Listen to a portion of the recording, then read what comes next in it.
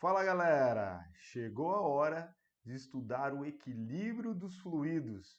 Lembrando que fluido é tudo que pode escoar, tudo que pode fluir, portanto, líquidos e gases. E para a gente conhecer a hidrostática, nós temos que lembrar de duas grandezas. A primeira é a densidade, a famosa densidade, que é a grandeza que relaciona a massa com o volume de um certo corpo. Aqui, ó, densidade é a massa sobre o volume.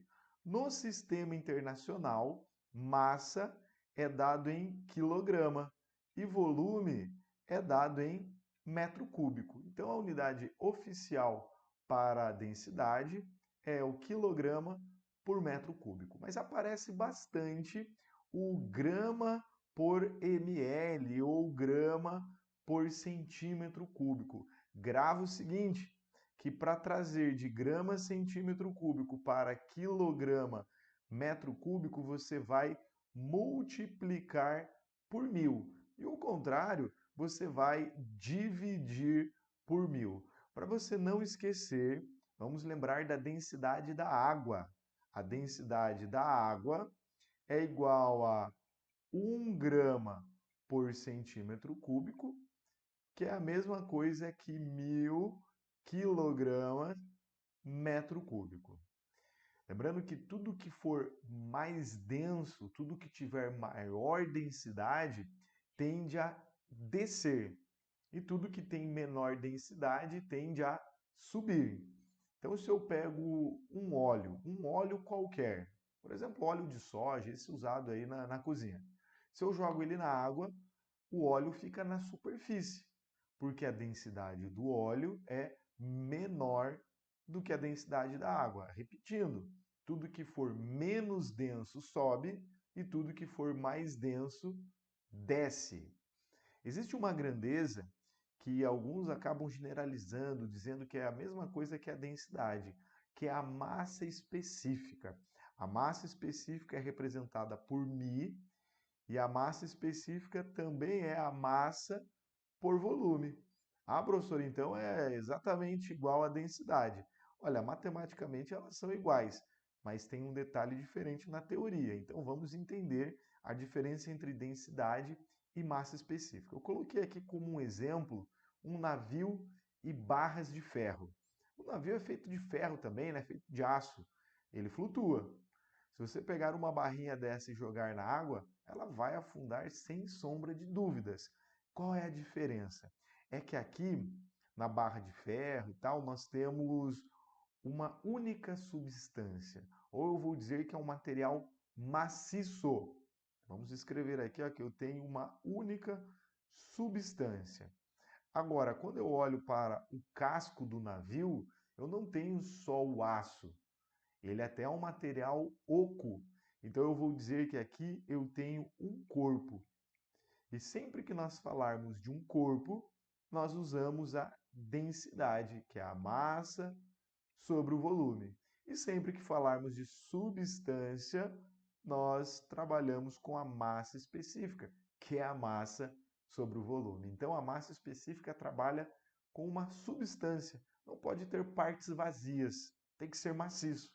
Já a densidade trabalha com o corpo independente do que o constitui. Fórmula basicamente a mesma. Continua. A outra grandeza que nós vamos lembrar é a pressão. A pressão que muitas provas afirmam que é uma grandeza vetorial. E não, pressão é uma grandeza escalar. E a pressão relaciona a força com o local onde essa força é aplicada. Pressão é a força dividido pela área. Vamos representar aqui, ó. Nós temos essa área retangular, e aí nós vamos aplicar uma força aqui. Veja que essa força ela é perpendicular a essa superfície. A força está formando 90 graus com a superfície. Se você dividir a força pela área, você terá a pressão. No Sistema Internacional de Unidades, força é dada em Newton. e a área é dada em metro quadrado. Então, pressão é Newton por metro quadrado. E Newton por metro quadrado tem um nome próprio, que é o Pascal. Então, você vai encontrar por aí a pressão dada simplesmente em Pascal ou a pressão representada em Newton por metro quadrado. É a mesma coisa. Vamos melhorar isso. A pressão é diretamente proporcional à força. Aumentou a força, a pressão aumenta. Mas a pressão é inversamente proporcional à área. Quer dizer que quanto maior for a área de aplicação da força, menor será a pressão. Veja, dois exemplos. Nós temos aqui, ó, a mesma pessoa, só que ora ela está calçando um tênis, ora está calçando um sapato de salto alto. Veja que a força ela é distribuída em uma área menor quando se usa o salto alto. Então, aqui, se a área é menor, a pressão acaba sendo maior do que quando se utiliza o tênis. É por isso que, por vezes, quando a pessoa está usando o salto alto e ela pisa na grama ou pisa na terra, às vezes o salto acaba enterrando, ali a pessoa acaba ficando atolada. É porque a pressão é maior quando a área é menor. Pressão e área, grandezas inversamente proporcionais. Aqui, ó, vai lavar o carro, vai molhar o jardim, e aí você usa uma mangueira. Tá vendo que a água está saindo aqui, ó, por uma grande área. Se a área é grande, a pressão é pequena. Agora, quando você pressiona a área, diminuindo a área, causando aqui um estrangulamento, a área diminui, portanto, a pressão aumenta. É justamente por isso que quando você acaba tropeçando em uma quina, dói demais o dedinho. Agora, se você tropeça em um local qualquer, de repente a dor não é tão intensa. Isso porque a quina é uma pequena área. Área pequena, pressão grande. Continuando, nós temos várias unidades para a pressão que foge ao sistema internacional. No sistema internacional, a pressão é dada em Pascal ou Newton por metro quadrado. Mas também podemos encontrar o ATM, o milímetro de mercúrio e o metro coluna d'água. Muita atenção com as unidades de pressão. Eu coloquei aqui essas, mas a prova ainda pode te fornecer outras unidades. Mas ela vai dar aí alguma maneira de você conseguir relacionar. Nós temos agora a chamada lei de Stevin, ou lei de Steven, que diz que a pressão hidrostática depende da altura de fluido. De acordo com o Steven, a pressão é igual a densidade vezes a gravidade vezes a altura. Ou então, a diferença de pressão é a densidade, gravidade vezes a diferença de altura. Grava a seguinte frase que é muito clichê em vestibulares: líquidos iguais, na mesma altura, apresentam pressões iguais. A pressão hidrostática não depende do volume nem da forma do recipiente, depende da altura. Para que a pressão seja dada em Pascal, a densidade tem que ser dada em quilograma metro cúbico, a gravidade em metro por segundo ao quadrado e a altura em metro. Aí sim, trabalhamos com unidades oficiais. Vamos melhorar essa proposta, a proposta de Steven. Aqui eu tenho um recipiente que contém um fluido. Aí a prova vai dizer o seguinte: olha, nós temos um ponto lá no interior desse fluido. Qual é a pressão nesse ponto? Vamos lá. A pressão nesse ponto eu vou chamar de pressão total. Por quê? Sob esse ponto nós temos uma coluna de fluido que tem uma altura e esse recipiente é aberto, então nós temos a influência da atmosfera. Então nós temos que a pressão total é a pressão hidrostática mais a pressão exercida pela atmosfera. Professor, como assim pressão exercida pela atmosfera? Olha para cá. O ar, né, o ar que envolve o nosso planeta, a atmosfera, essa mistura de gases, ela acaba exercendo pressão.